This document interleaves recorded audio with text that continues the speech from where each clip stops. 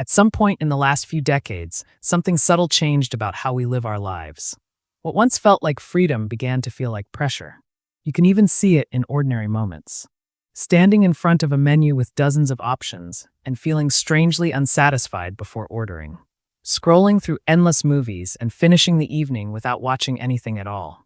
Comparing careers, lifestyles, relationships, and paths, not because something is wrong, but because so many alternatives are always visible. On the surface, this abundance looks like progress. More choice should mean more freedom, more happiness, and more control over our lives.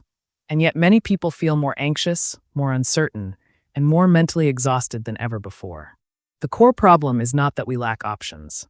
It is that we are surrounded by them constantly. And the promise of understanding this topic is simple but profound. By seeing how choice actually affects the human mind, we can begin to design lives that feel calmer, clearer, and more intentional, without giving up opportunity or ambition. This is not about having less for the sake of less. It is about discovering how fewer, better options can create a deeper sense of freedom. The foundational principle. At the heart of the paradox of choice is a simple idea that is easy to overlook. The human mind did not evolve to evaluate unlimited options. Choice requires cognitive energy. Every option we consider demands attention, comparison, imagination, and prediction. When the number of choices is small, this process feels empowering. When the number grows too large, it quietly turns into a burden. The foundational principle is that beyond a certain point, more options do not increase satisfaction. They reduce it. This happens because choice introduces responsibility. When there are many paths available, every decision feels heavier because we are not only choosing what we want, but also rejecting everything else. With each additional option, the potential for regret increases, along with the fear that we might be missing something better. Most people misunderstand choice as an unlimited good, something that should always be maximized. But in reality, choice is a tool, not a goal. Its value depends on how well it aligns with our values, limits, and capacity for attention. Once we understand this, we stop asking how to keep every option open and start asking which options truly matter. Key ideas and applications. First, choice fatigue and mental exhaustion.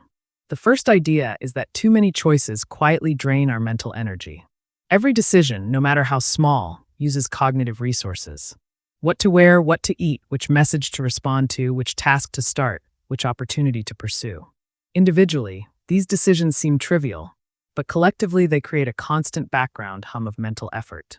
In modern life, this shows up as decision fatigue. By the end of the day, even simple choices feel heavy. People procrastinate, default to habits they regret, or avoid decisions altogether, not because they are lazy, but because their mental bandwidth is depleted. You can see this at work in how people simplify without realizing why. Wearing similar clothes every day, eating the same meals, following routines that reduce the number of decisions required just to get through the day. To apply this thoughtfully, the goal is not to eliminate choice, but to protect your attention. By pre-deciding certain areas of life, you conserve energy for decisions that actually deserve it. This might mean simplifying your routines, limiting inputs, or creating gentle rules that remove unnecessary friction. Freedom is not having to decide everything, it is deciding what is worth deciding. Second, the illusion of the perfect option. The second idea is that more choice creates the illusion that a perfect option exists. When options are limited, we evaluate what is available and commit. When options are abundant, the mind begins searching for the optimal choice, the one that maximizes every possible outcome. And this search rarely ends.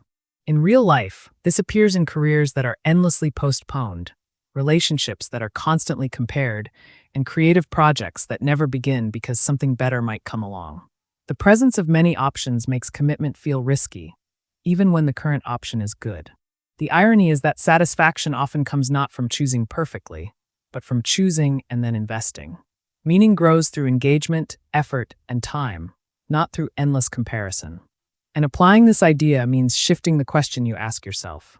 Instead of asking whether this is the best possible choice, ask whether this is a good enough choice that aligns with your values right now. Once chosen, allow yourself to commit without mentally reopening the decision. Clarity often follows commitment, not the other way around. Third, opportunity cost and invisible loss. The third idea is that every choice carries an opportunity cost, and too many options make that cost emotionally louder. When you choose one path, you naturally give up others. With fewer options, this loss remains abstract. With many options, especially visible ones, the loss feels concrete. Social media, constant updates, and curated success stories keep reminding us of paths not taken. This shows up as a quiet dissatisfaction, even in objectively good situations. People achieve goals yet feel unsettled. They succeed yet wonder what else they could have been. The mind keeps a running list of alternatives, and happiness becomes conditional. Thoughtful application begins with recognizing that this feeling is not a signal that something is wrong. It is a predictable response to excessive comparison.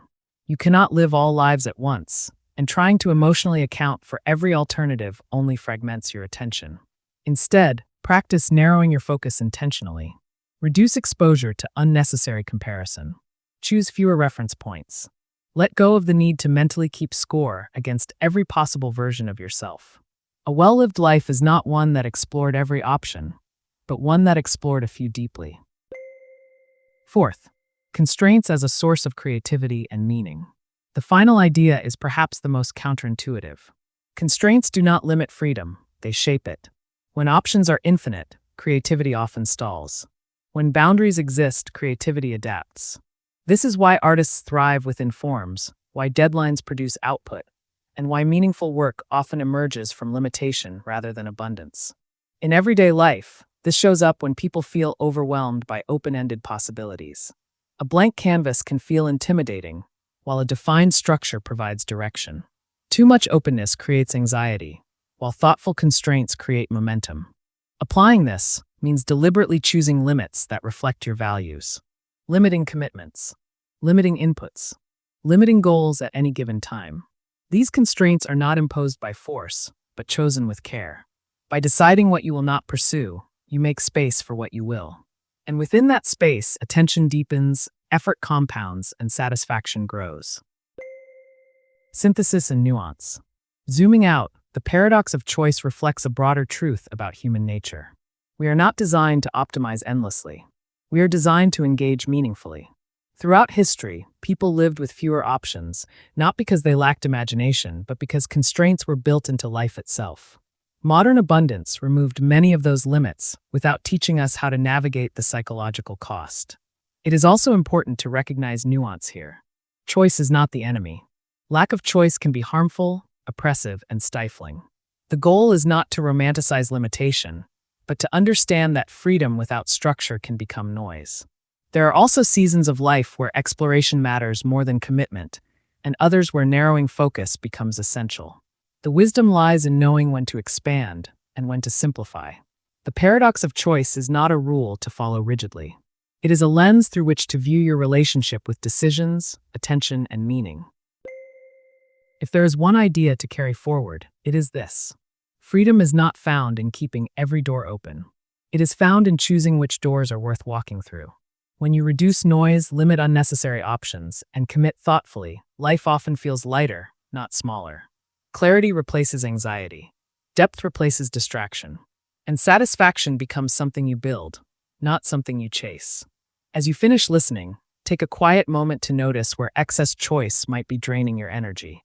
Consider one area where fewer, better options could bring more calm, focus, or meaning. If this reflection resonated with you, consider subscribing or sharing this audio with someone who may be feeling overwhelmed by possibility. And if you return for the next episode, we will continue exploring ideas that help us think more clearly and live more intentionally.